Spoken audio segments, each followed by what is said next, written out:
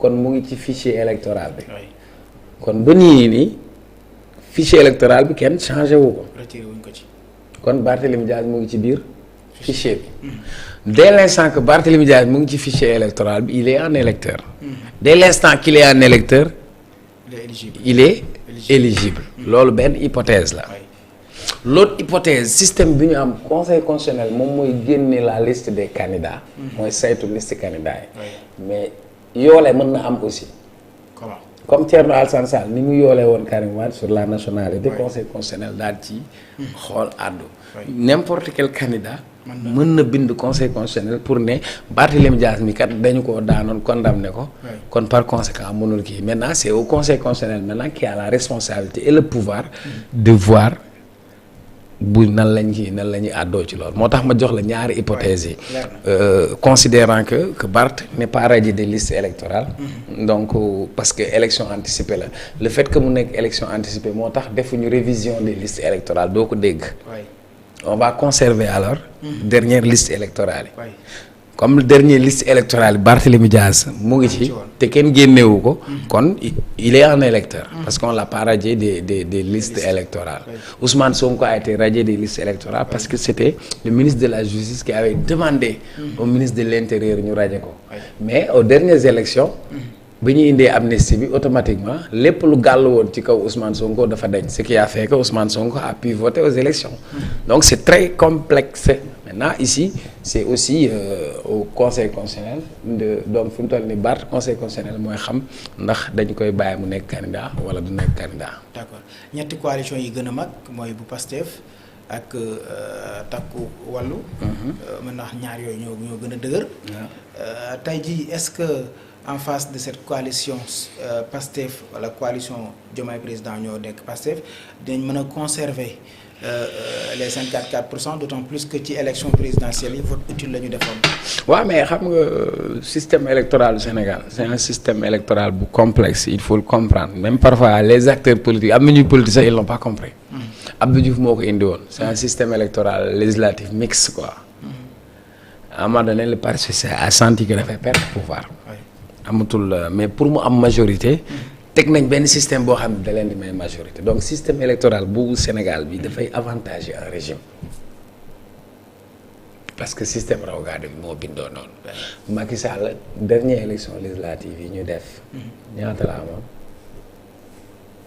amoon na 83. 80. pourcentage. il avait 48%. donc 48%. en chiffre relatif c'est pas une majorité. mais au sein de l'Assemblée nationale il a obtenu la majorité. Comment ça. am na ralliement yu ci amoon. déedéet.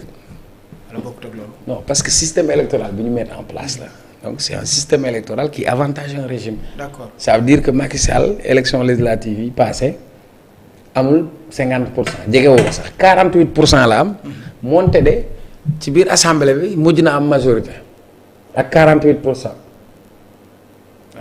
parce que système raw gàddu bi moo mel. donc cette élection.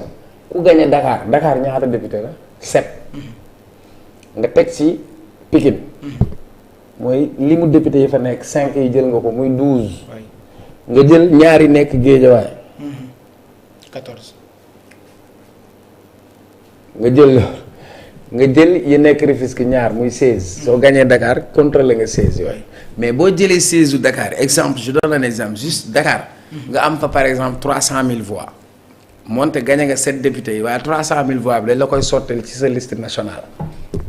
d'accord lu mu bon ci 300 000 voix yooyu bu ñu calculer benn député bu nekk ñu génnee li ñuy wax le quotient électoral su ñu génnee quotient électoral dañuy xool nombre de voix ñu diviser ko par nombre de sièges.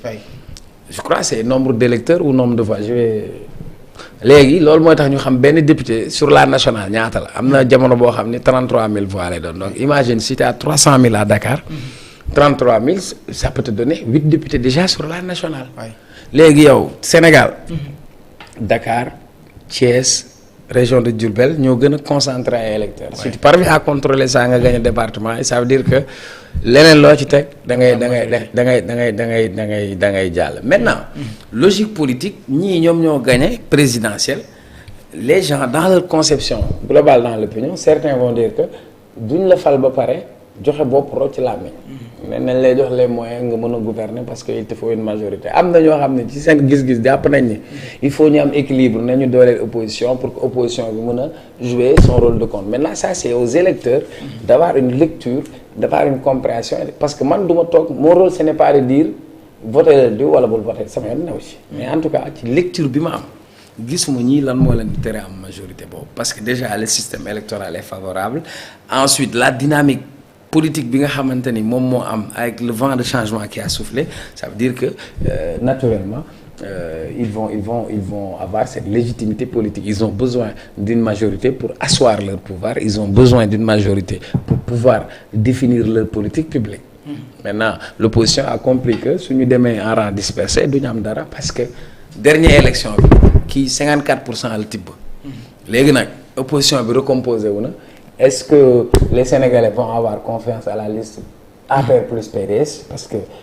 ñi nga xamante ni ñoom ñoo doon rayante démb ak barki démb le même système qui était là PDS moo fi nekkoon 12 ans APR ñoo géré 12 ans ñoom ñaar ñëw àndaat day mel ni c'est le système qui s'est retrouvé bu la coalition sàmm sa kàddu day mel ni intérêt particulier moo leen boole parce que Bougane bi toogoon attaqué Khalifa Sall ne il a trahi toute une génération tey mu ñëw àndaat ak Khalifa Sall ça pose problème maintenant on verra ce que ça va donner. D'accord alors ñu jeexale ko ak Moustapha Cissé Lo gis nañ Guy Marius Sagna demoon na fa gis na aussi arrestation yi nga xam ne mi ngi commencé di am interdiction de sortie du pays muy woo nguur gi le tandem Sonko Diomaye à la tolérance woo aussi ñi nga xam ne ñoo nekk ci opposition bi ñu am tolérance un tout petit peu moom mu nekkoon parlementaire nekkoon ko aussi ca CEDEAO nekk aussi koo xam ni yàgg na ci état tey conseil yooyu nga xam ni jox na ko réew mi surtout ñi nga xam ne ñoo ko yor noo ko jàngatee. ah mais c'est une bonne chose moi c'est quelqu'un que j'apprécie bien que amuñu rapport. bokk naa ak moom ay plateau une ou deux fois mais c'est ce que j'ai toujours apprécié ci moom mooy son franc-parler. Et que il a le courage de ses idées parce que il était au PDS à un moment donné bi mu jàppee ni Macky mu ngi am injustice il a été le premier à le défendre malheureusement discours yi mu doon tenir ak taxawaay bi mu doon am moo tax il n'a pas été géré par le régime en quelque sorte même bi mu nekkee parlementaire au niveau de la CEDEAO c'était un peu pour l'isoler un peu ensuite le fait que Guy Marius Sagna nekk CEDEAO dem nemmeeku ko mu xelal ko jox ko ay conseils loolu day wone esprit d'ouverture et ensuite tey gisuñu ko mu actif sur le plan politique donc am na ñoo xam ne nag il faut ñu am ñoo xam ni rôle pousse la ñuy def te li mu wax aussi lu am solo la parce que ci réew mi mënuñu continuer ci climat boo xam ni climat wu defante lay nekk parce que ci at yi ñu jógee yëpp ci loolu lañ nekk te loolu ça n'a absolument servi à rien ku ci nekk muy opposition comme ku ci nekk muy pouvoir ku nekk am nga rôle ak responsabilité et tey réew mi li ñu gën a soxla mooy dal bu ñu paree ci ay mbiru élection ñu xool ku nekk lan ngay jouer ce rôle ñu am une opposition responsable boo xam ne day ñëw dans une critique objective et qui doit jouer son rôle de contribution de proposition d'idées mu nekk débat d'idées et de programme ñu am aussi nguur goo xamante ni dina respecter àqu ñëpp ba nga xam ni ku si nekk di nga jouer véritable ton rôle donc pour man ce qu'il a fait c'est une bonne chose voilà. D'accord ñu ngi lay jaajëfal Cheikh Oumar Talla. waaw maa ngi lay jaajëfal di la ñaanal di la souhaiter heureux ménage. yàlla na yàlla def sëy bi am barke. amiin amiin yaa rabbi. waaw yàlla defal la ci njaboot ga am barke. et puis loolu moom yàlla day yokk say wërsëg rek. amiin yàlla boole na say.